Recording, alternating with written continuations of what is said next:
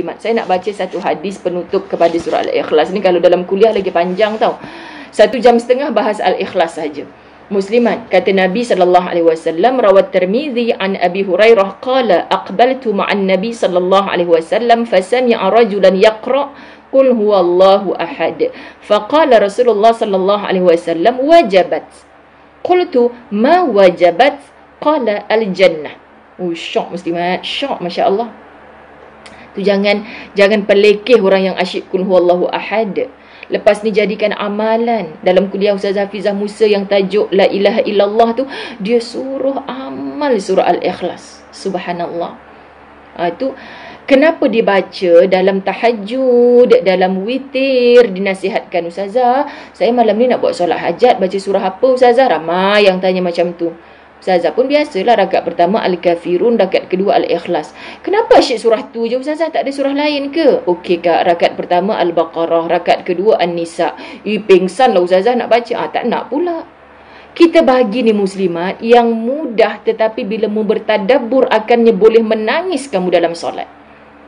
Sebab tu rakaat pertama Al-Kafirun, sekejap lagi kita bahas sikit, muslimat. Kemudian Al-Ikhlas rakaat yang kedua. Sebab Al-Kafirun susunannya lebih tinggi, Al-Ikhlas susunannya lebih terkebawah. Ingat hari tu Ustazah cerita tentang susunan surah. Waktu mengaji ni kena istiqamah. Ini jap dan dengar, jap tidak. Mohon terasa. Sekian dimaklumkan. Okey. Diriwayatkan oleh Tirmizi dari Abu Hurairah. Berkata dia, aku datang bersama Nabi SAW. Tiba-tiba beliau dengar seseorang membaca Qul huwallahu ahad. Maka berkatalah beliau, Nabi terdengar orang membaca Qul huwallahu ahad. Tiba-tiba lisan Nabi menyebut wajabat. Apa maksud wajabat? Wajiblah, wajiblah. Lalu aku bertanya, wajib apa ya Rasulullah? Sahabat yang duduk sebelah Nabi ni, dua-dua orang ni Rasulullah, kan, muslimat dirahmati Allah, Abu Hurairah bersama dengan Rasulullah, mendengar seorang membaca Qul huwallahu ahad. Tiba-tiba Abu Hurairah kata, aku mendengar Nabi sebut wajabat. Lalu Abu Hurairah bertanya, ya Rasulullah, apa benda yang wajabat tu? Apa yang wajib ya Rasulullah? Beliau menjawab, wajib orang itu masuk syurga. Si pembaca Al-Ikhlas, Allah meremang bulu roma muslimat. Si pembaca Al-Ikhlas itu disebut di lisan Nabi wajib bagi orang itu syurga. Semoga seluruh pembaca-pembaca Al-Ikhlas, pencinta peminat Al-Ikhlas di sini juga wajib, wajabat kamu masuk syurga. Takkan semudah itu nak masuk syurga? Hadam sungguh-sungguh surah Al-Ikhlas. Okey muslimat, semuanya balikkan kepada Allah yang Maha Esa. Minta hajat, bergantung semata-mata kepada Allah. Yakin Allah itu tidak beranak, tak diperanakkan. Dan muslimat, Allah itu tidak setara sekufu dengan siapa pun. Bila kita rasa kerdil diri orang tu lagi hebat, Allah jauh lebih hebat. Tenang hati kita muslimat. Okey, jadi wajib orang itu syurga. Ini hadis sahih, diriwayatkan muslimat dirahmati Allah sebagai hadis sahih. Subhanallah. Sebab itu yang kita perlekeh duk kul itu, sebab dulu kini selamanya duk hafal itu je. Tapi yang wajib syurga ni dia beramal akan suratul Ikhlas tu. Orang yang betul-betul ikhlas muslimat dah tak peduli. Kak, kenapa tak pergi masjid dah sekarang ni? Ini bukan PKP lah. Kalau sekarang tanya macam tu, PKP Ustazah jawab macam tu kan. Kadang-kadang waktu tak PKP, Kak, kenapa sekarang tak pergi masjid? Saya malas lah Ustazah nak pergi masjid. Pergi masjid pun orang kata kita nak tunjuk baik. Lah, disebabkan orang kata mu nak tunjuk baik, mu tak pergi masjid dah. Maknanya mu ada riak. Maknanya selama ni mu pergi masjid memang untuk ditengok orang. Faham muslimat? Sebab tu jangan ada merajuk, jangan ada kecil-kecil hati dalam bab masjid, surau, dalam bab amal soleh.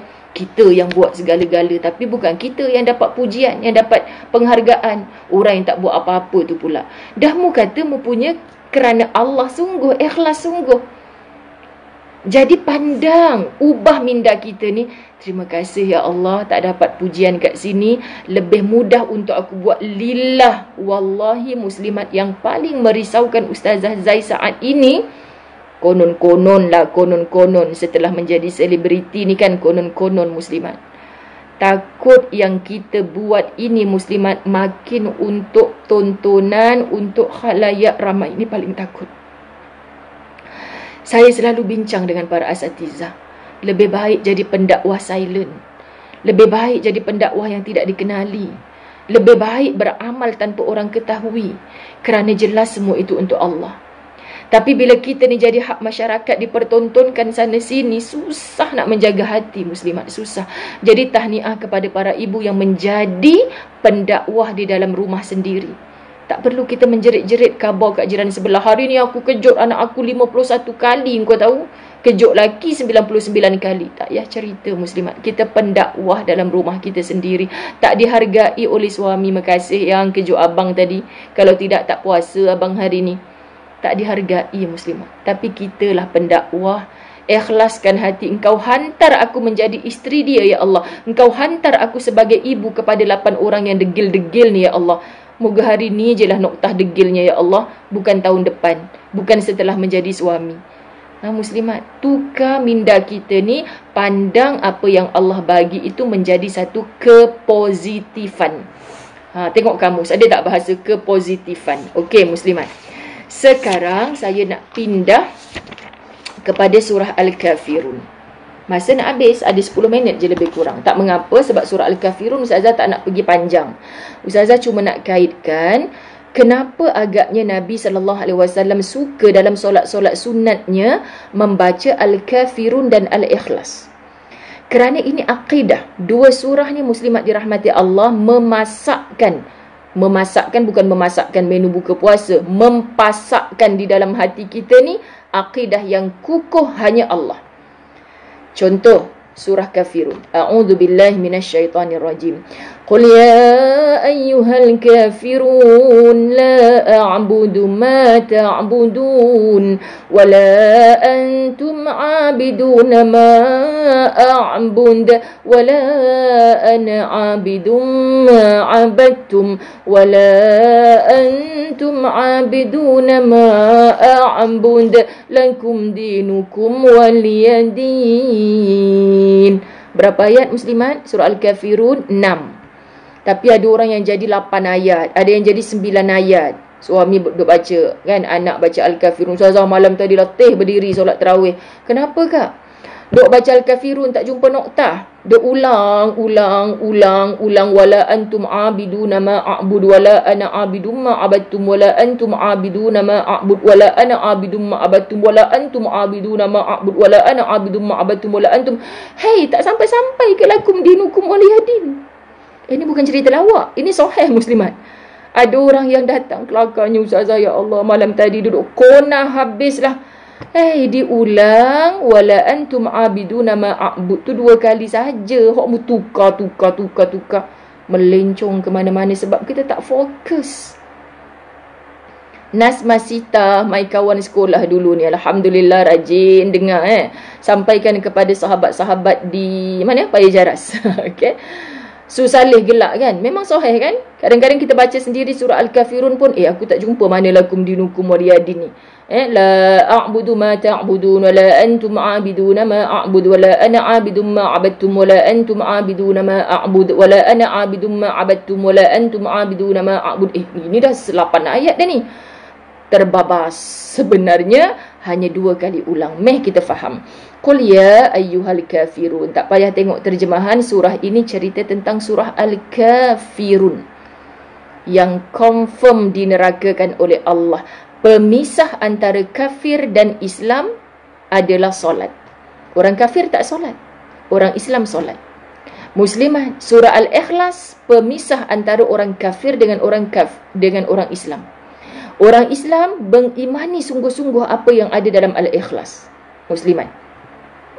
Zan Aizan, ngajar anak bongsu jangan gitu Zan, kan?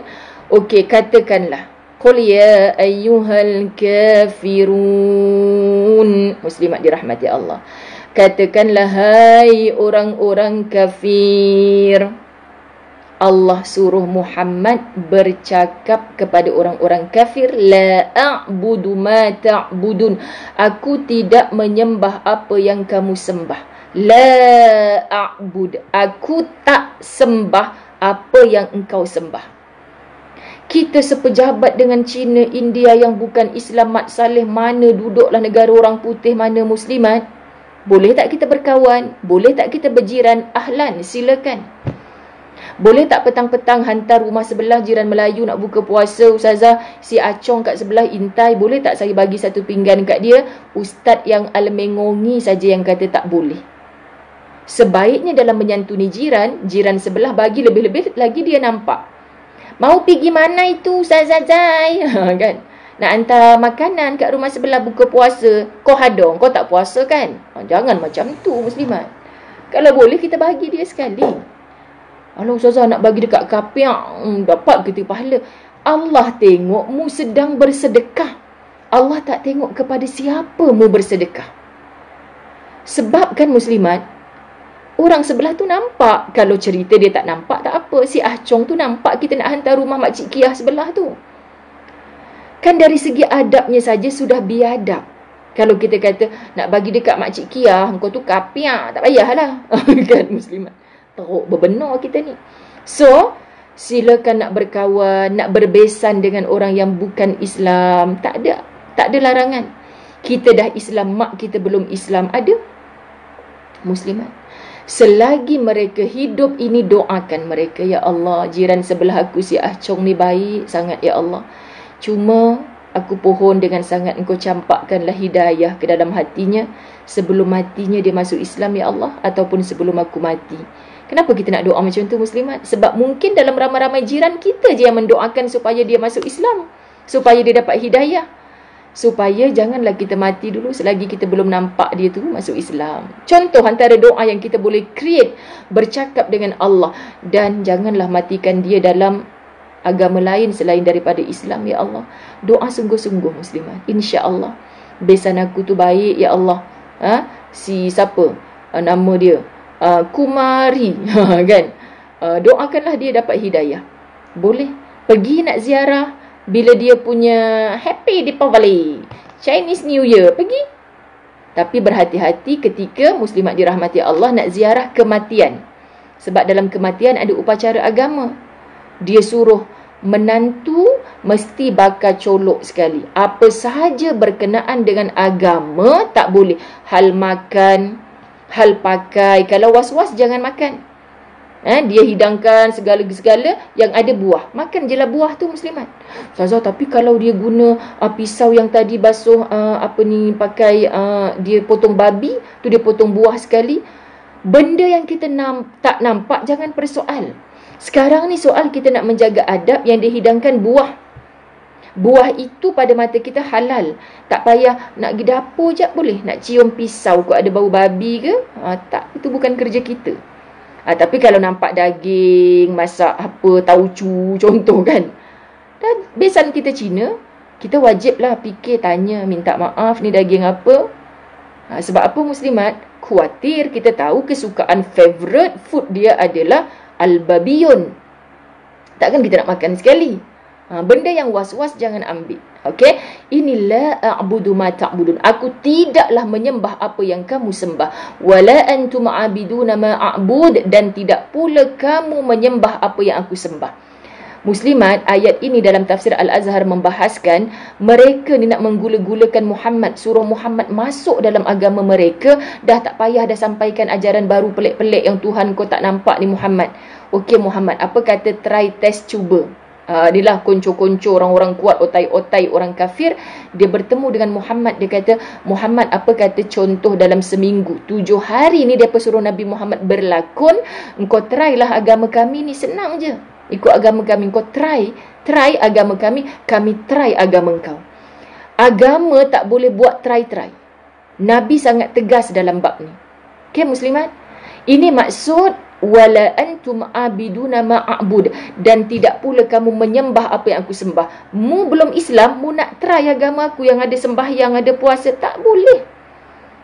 Tak boleh muslimat. Dia kata, okey Muhammad, kita tukar. Seminggu kau pakai agama aku, seminggu lagi kau pakai agama kau. Tapi kita masih dalam agama masing-masing. Ini maksud diulang 2 kali. Wala antum abiduna ma'abud. Walau secara lakunan. Tak boleh. Sebab agama ni muslimat benda yang duduk di dalam. Tak boleh dipamerkan pada zahir. Kita tak boleh buat-buat rajin sembahyang depan mak mentua saja. Suami saya kan ustazah sembahyang masa di balik kampung saja je. Okey, tak apa. Tu masa mula-mula kahwin. Tapi kat rumah sebenarnya tak sembahyang. Ramai yang mengadu macam ni muslimat. Ustazah nasihatkan apa? Mu tengok je. Tengok je lakonan dia. Tengok je lakonan dia. Betul ustazah cakap. Setelah 4 tahun, dia tak peduli dah bapak saya panggil ke, mak saya ada ke, dia tak peduli. Dia tidur lah ustazah, subuh bantai tidur sampai tengah hari. Dah tak ada rasa malu. Mula-mula kahwin je dulu dia berlakon sembahyang depan bapak saya. Sebab dia tak boleh selamanya hidup dalam lakonan itu muslimat. Agama tak boleh dilakon-lakonkan. Agama tak boleh dilakon-lakonkan. Kita boleh berlakon depan orang, tapi kita tak boleh berdrama depan Allah. Tak boleh dicuba-cuba. Ini yang kita nak faham dalam wala antum abiduna ma a'bud wala ana abidum ma abattum, dan aku bukanlah penyembah sebagaimana yang kamu sembah. Muslimat dirahmati Allah, benda yang disembah oleh mereka-mereka yang bukan Islam itu bukan cara kita sembah. Tengok kata Hamka. Soal akidah di antara tauhid mengesakan Allah sekali-kali tidak dapat dikompromikan atau dicampur adukkan dengan syirik. Tauhid kalau telah didamaikan dengan syirik, artinya ialah kemenangan syirik. Tauhid kalau telah didamaikan dengan syirik. Mu beragama, muslimat dirahmati Allah, tetapi mu nak masukkan kesyirikan di dalamnya. Ini pengkhianat agama yang paling besar. Ustaz Ismail Kamus pernah tuliskan apa? Baru ni ada yang share dalam grup Demi Ummah. Apa dia tulis muslimat? Kita ni sebenarnya tak ubah macam burung unta. Burung pun bukan, unta pun bukan. Alamak, apa ke benda ni bahasa? Burung pun bukan. Si burung unta tu adalah burung unta. Burung pun bukan, unta pun bukan. Macam orang yang mengaku Islam, saat nikah semua cari selendang, nak nikah kat masjid kan? Ikut cara Islam. Saat ada orang mati, semuanya ikut cara Islam. Tapi kenapa cara hidup yang lain memasukkan budaya kafir ke dalamnya? Dia takkan mungkin boleh bersatu. Tak boleh didamaikan antara Islam dengan kesyirikan. Ini bahasa Hamka. Faham ya?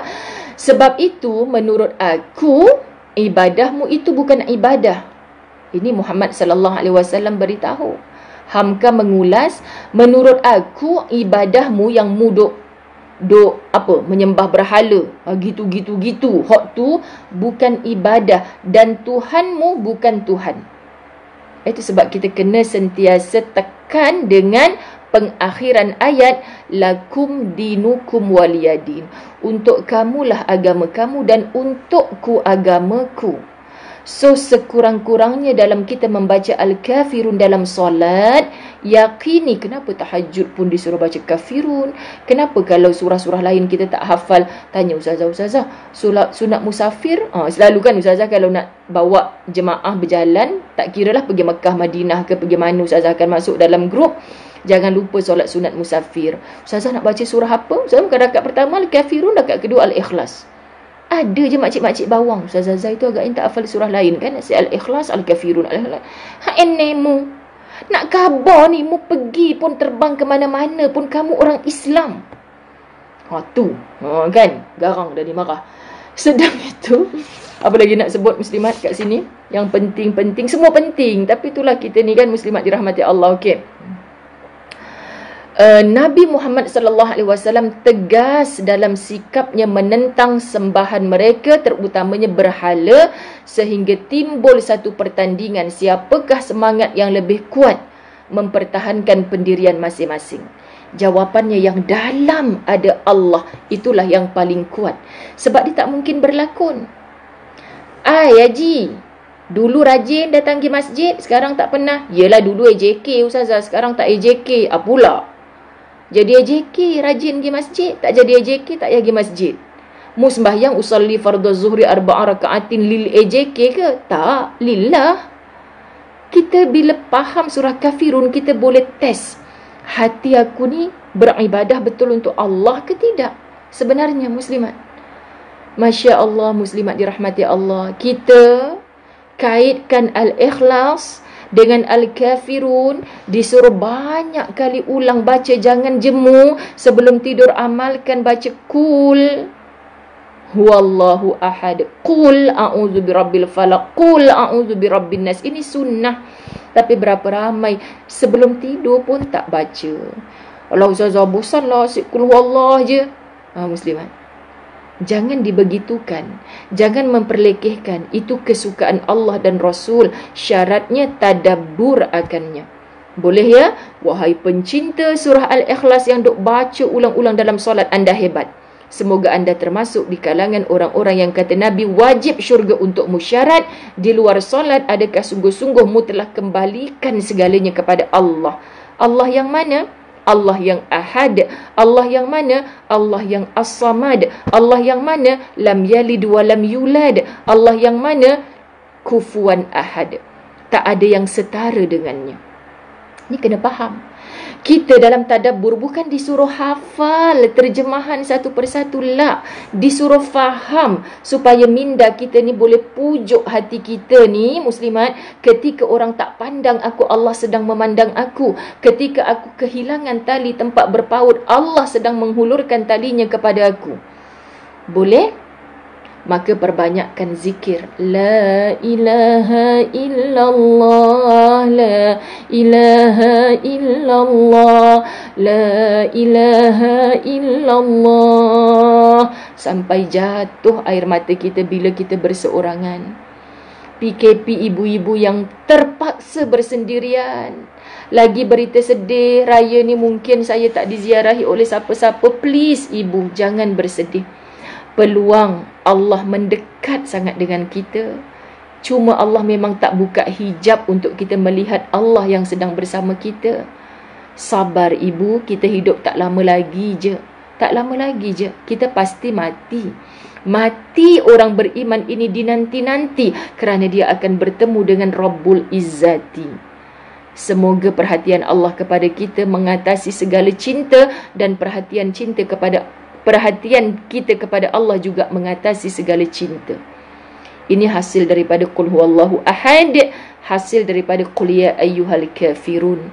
Yang banyak kawan orang-orang kafir selalu lekat. Lakum dinukum waliyadin. Bagiku agamaku, bagimu agamamu. Nak berkawan, saling bertolong, berziarah, bertukar pandangan, sila. Tapi bab agama, jangan buat main. Jangan buat main. Okey?